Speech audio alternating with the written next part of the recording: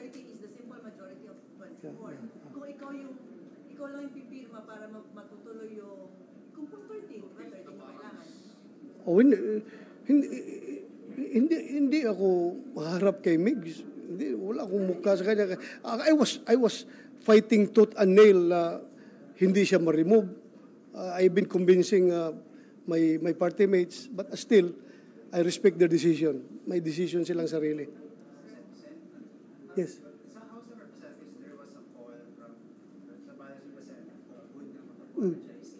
A big apology daw from you to the President about leading the PDL. What sin have I done in order for me to seek an apology? Please tell me, anong kasalanan ko para ako maghingi ng apology? Kasalanan ko ba kung nailagay yung pangalan niya doon sa report na yon? Was that my fault? I don't think so. Mas malaki ang kasalanan ko siguro sa Pangulo kung being chairman of Public Order and Dangerous Drugs. Wala akong ginagawa dyan sa mga informasyon na yan na hanggang lumaki, hindi ko inaksyonan. Mas lalo siguro kung may kasalanan sa taong bayan, kung hinayaan ko yan, na yung mga security classified documents ay palagi na lang nangyayari, merong ganon, kung hindi natin imbestigahan. So, I don't see any offense. Bahala na, kung sila, tingin nila, may kasalanan ako, then sorry, kung may kasalanan ako. Pero for me, to seek for an apology, to ask for an apology, to give my apologies, wala man siguro akong naggawang kasalanan. Oh. Former SP Subili, biktima din daw po siya ng bangayan ng Marcos and Duterte. Kaya po siya natakot. Biktima daw po siya ng rift of the Marcos and Duterte. Kaya po siya natakot. What's your comment on that? Do you think that's possible? Maybe. To be practical about it. Maybe.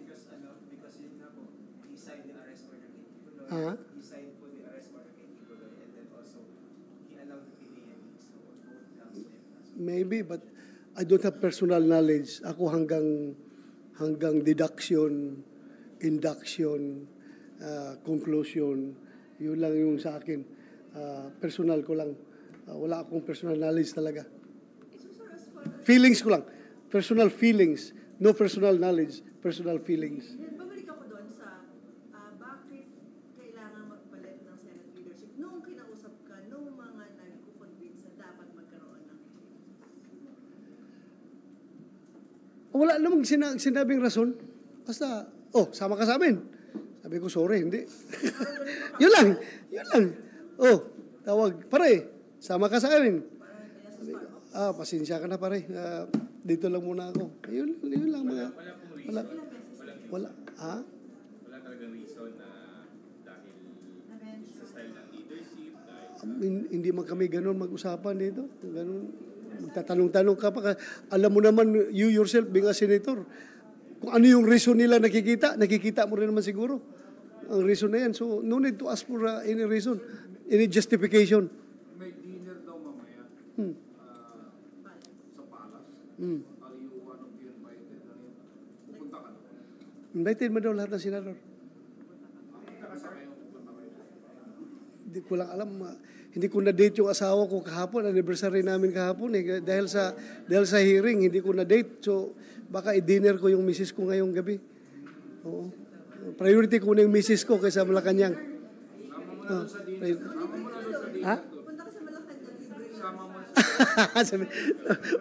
Baka sabihin ng taga Malacanang, ginawa mo pang date. Ginawa pang date ito Malacanang, ha? Romantic natin. Okay na. Salamat, ha? Salamat. Thank you.